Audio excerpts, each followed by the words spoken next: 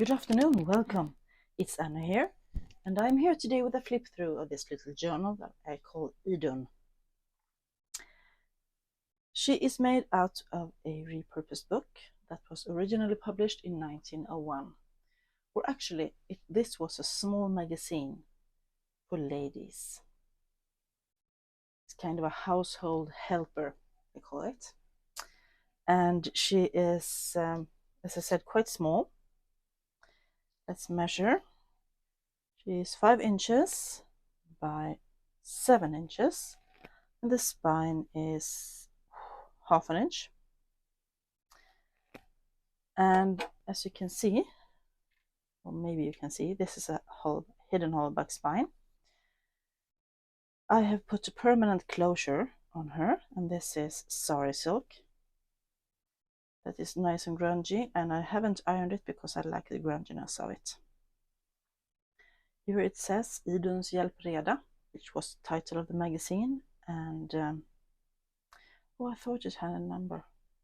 Anyway, there's a little flower there. On the back there is some labels from Tim Holtz, so they're not vintage at all. But the front is very much full of antique things. At the very back here is a piece of an envelope, and that envelope had several pieces of real old vintage wax seals on them.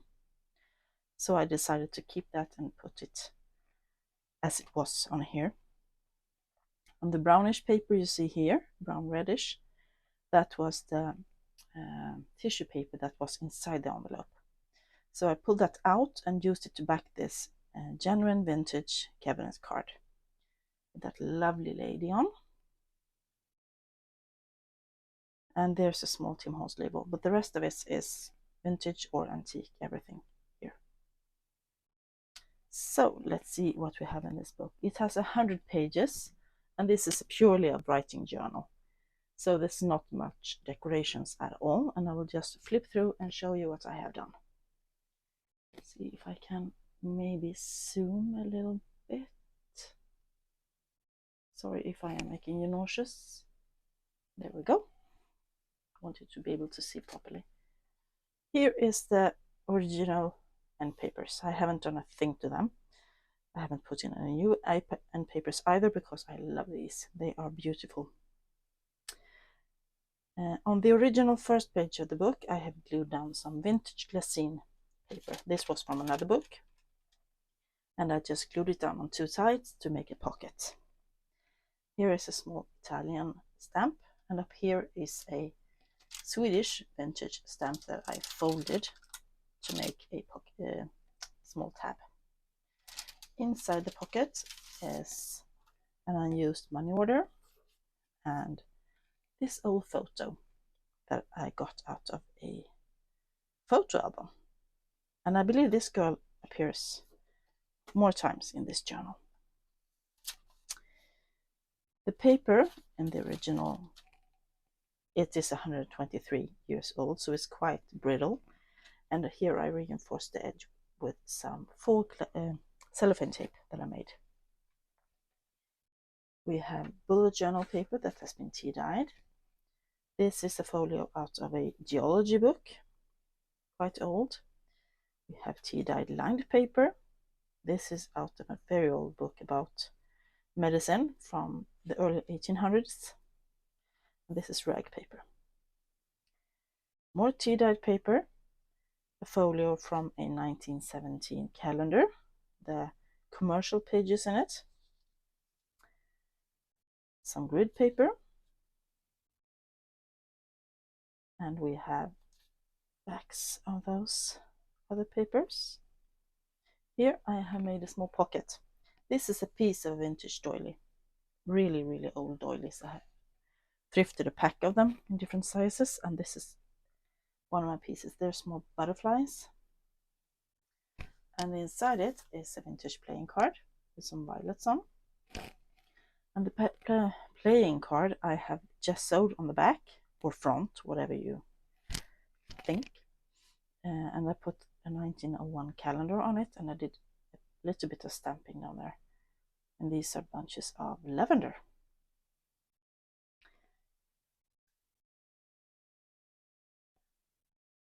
So let's see what we have next. This is paper from the original text block, not in very great condition. But I wanted to include some of it because I usually send some of the original book along inside the new journal. That's my kind of way to do it. The second signature, more tea-dyed bullet journal paper and pages from the original text block. You can see it is amazingly, let me lift this up. It's beautifully done. Those etchings that are, was at the top of every section of the magazine. Very nice.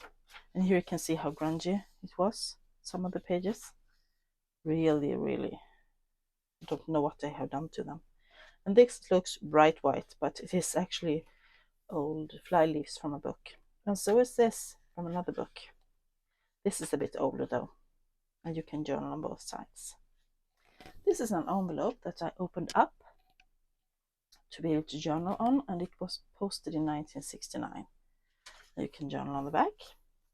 And here I clipped a small, not so small, a photo of these three lovely ladies standing on the porch of a house, and there is snow on the stairs leading up to the porch, so it must be taken in the winter.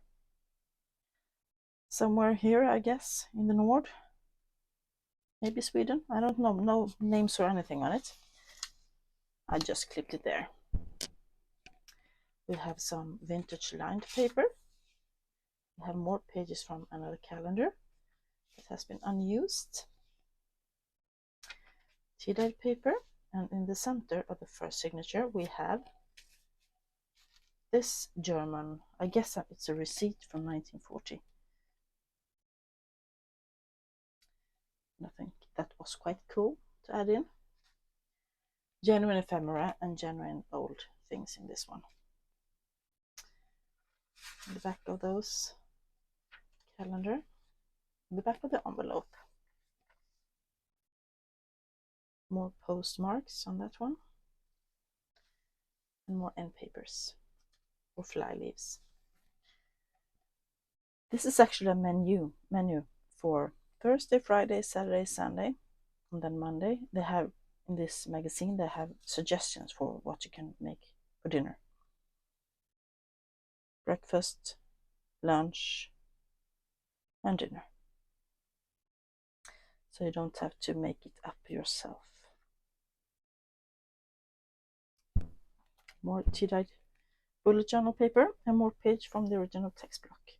Here I repaired it with some faux cellophane tape.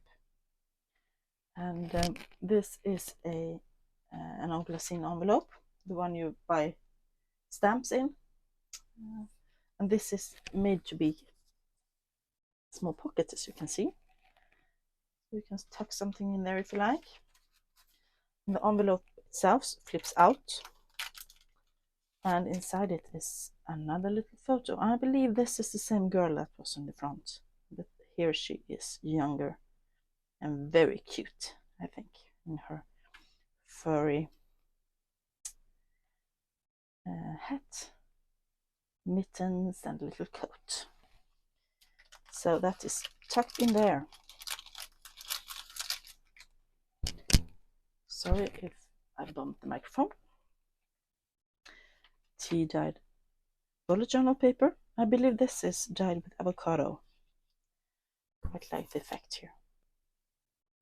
This is from a practice book on shorthand that I own. More tea-dyed paper.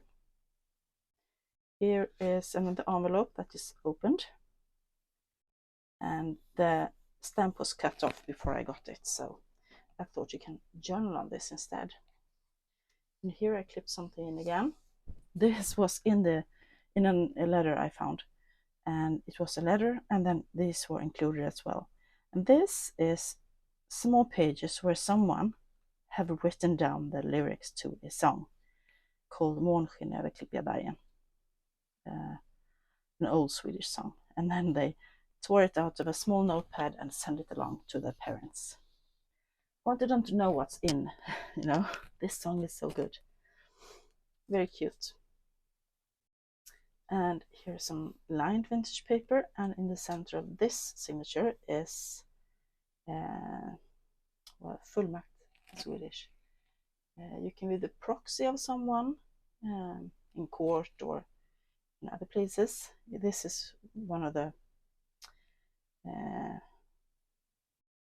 you can assign someone to be your proxy, and this is from 1933. So it's not quite 100 years, but almost. More for cellophane tape there. And here is another envelope, and this one is closed, and up here it is open and a small notch, so you can use it as a pocket. You have more tea dyed paper and more of the scenography practice book and more of the avocado dye paper